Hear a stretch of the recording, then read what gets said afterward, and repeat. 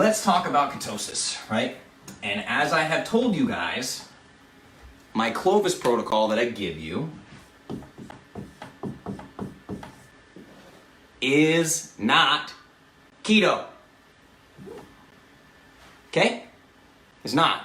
So I know you guys like to send me like articles about keto, or you like to send me things about being super low carb, or ketogenic this, or ketogenic that, or Jillian Michaels hates ketogenic, blah, blah, blah. Is Jillian Michaels a moron? Yes, she is. But that's the thing, is we're not dealing with the ketogenic diet here, and I need you guys to understand that, because I have an extensive history with the ketogenic diet. Remember, the ketogenic diet is why I got here, because it was prescribed for my niece when my niece was having 300 seizures a day.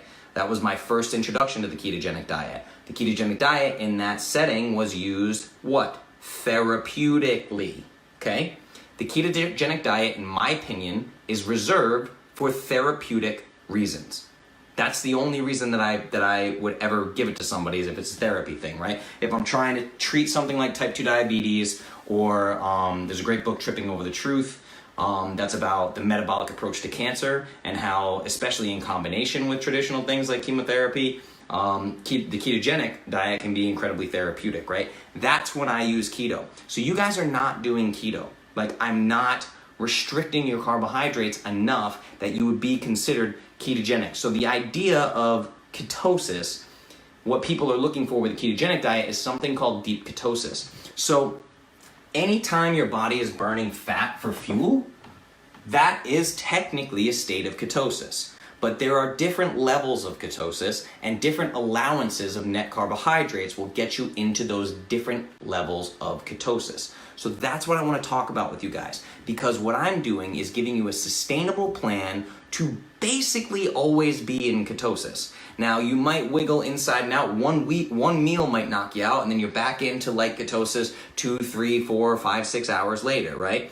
But it's not this constant pursuit. Like, one of my favorite quotes is from the founder of Ketones, and that's chase results. Don't chase ketones, chase results. This is why I get so worked up when I'm just like, oh no, somebody bought keto strips and they're gonna pee on them, or oh no, somebody bought a blood monitor for ketones, whatever. Like, that stuff drives me crazy with you guys, because like we talked about, you're brand new here. You're infants, okay? And you're putting the cart before the horse. You're trying to take these really, really deep biochemical things and learn about you. Like, if you can only learn about the ketogenic diet surface level, don't do it at all, right? Literally, don't do it at all. So I'm gonna walk you through why that is. So there are different levels of ketosis. So if we say, the way that you test, here's the most accurate thing, right? So you have urine, you have breath, and you have blood, right? So what we can do is remove these, because they are not accurate, right? Blood. This is really the only way that you can accurately tell if you are in nutritional ketosis, right? And this is, blood is measured in millimolars. So it's something called millimolars per liter. That's the way that you'll see it written down.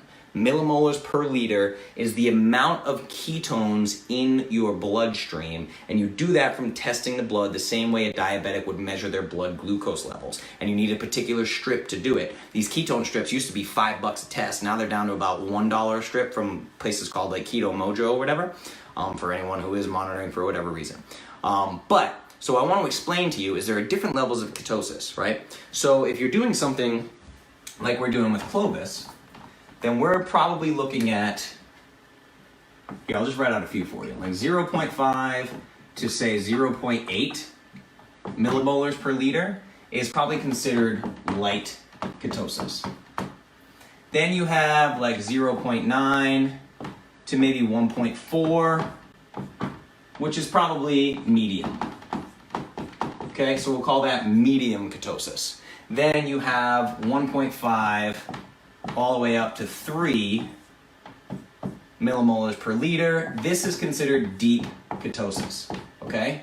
Now, deep ketosis is, of course, where the fastest, the most rapid rate of fat burning is going to happen. You're going to be burning the most stored body fat, yes. So people make that their goal. But Again, that's short-term goals. Like, I want to be in deep ketosis for 30 days so I can lose 30 pounds in 30 days, blah, blah, blah, blah, blah, blah, blah, right? And they don't take into considerations like this, the reason, so some of the things that Jillian Michaels says about keto, right? She starts screaming about hormones and blah, blah, blah, blah, blah, blah, blah, right? If you're a woman, being in deep nutritional ketosis all the time is a real bad idea. It is actually a bad idea for your hormones. But again, details matter. I say this all the time, you guys. Details matter. So Jillian Michaels can get on Steve Harvey and say, women, you're going to disrupt your hormones if you're in ketosis. Yeah, she's talking about deep ketosis. And then you have down here, like for like the Charlie Foundation, epileptic kids, my niece who was having 300 seizures a day, you're talking 3.0 all the way up to 6.0.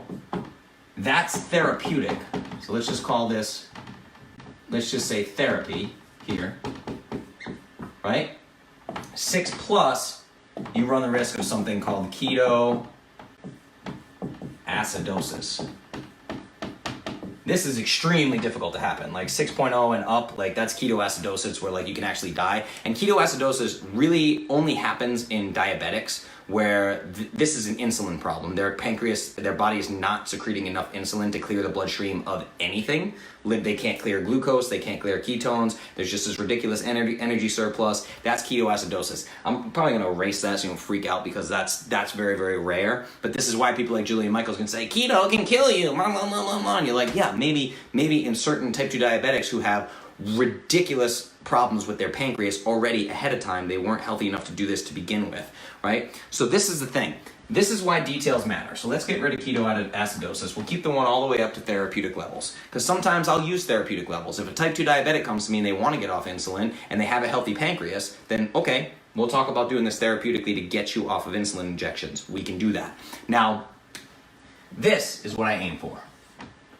Right here, okay? That's a star. That's my sweet spot. This right here, boom, up here, we'll call this Clovis. This is what I'm doing for you guys.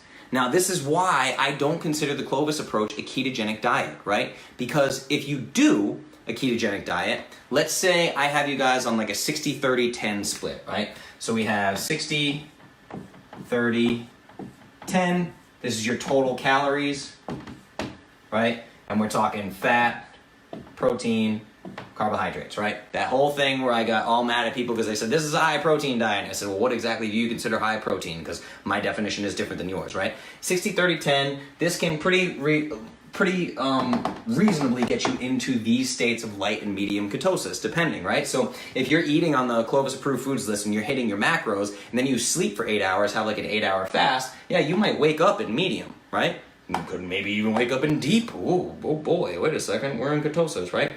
Yeah, maybe. Now, if you make your goal deep ketosis all the time, it's very difficult because this fat number starts creeping up, right? You're looking at 75% fat, all the way up to 90% fat. Some people are doing 90% of their calories from dietary fat to make sure they stay in therapeutic levels of ketosis. Oh, and by the way, those of you that think the net carb number is difficult to stay under, which some of you do, now you're talking about this. Boom. Less than 5% of your daily calories. Less than 5% of your daily calories are net carbohydrates. It gets much more difficult. Then, by the way, we add to it. Now you gotta take this number and stay at around 20%, maybe less. So now you're cutting down your protein significantly. Like these numbers here, this protein and these carbs number, that's where Jillian Michael and her bullshit comes in and says that this can cause problems for women, right?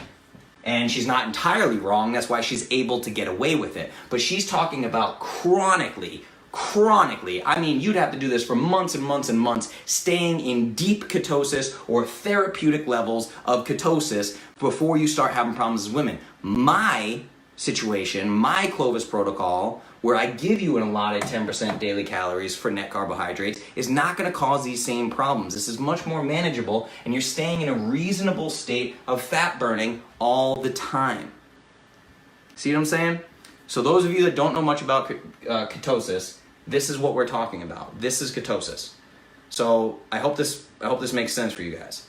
So The other thing to remember is what a lot of women do is when I say that the net carbohydrate, I say fat and protein is a goal, and then I say that net carbohydrates is a limit, right? So what do a lot of people in the academy do? And any of you in the academy who see these posts of people who share their carb manager screenshots, you know what they're doing, right? So I tell them this, 60, 30, 10. So they hit their protein, they hit their fat, and I say, oh, net carbs is a limit. You want to either hit that or stay under it. So they go, okay, let's say their limit is 30 grams. They're like, hell yeah, I'm gonna eat 5 grams of carbs every single day. I'm gonna stay under that net limit. They think that this is increasing fat burning. And the issue is, what they're not doing is, let's say you cut out 200 calories of carbs. You need to replace that somewhere, because I'm giving you a daily caloric intake that you need for optimal functioning. Okay? You need this. So if you have this deficit somewhere, then you need to have a positive somewhere else. And that probably needs to come from fat, because I don't want you going much more over 30% of protein, right? So now you need to add in the fat. So you need to take whatever your number is for fat, and now you need to add more fat on top of that. You need to crush it. You see what I'm saying? Because you now have an energy issue. Right? You're not giving your body what it needs. It needs fat or carbohydrates for energy, so it has to get it from somewhere. So now this whole details matter. The intricacies get much, much crazier, right? I've done all of this for you.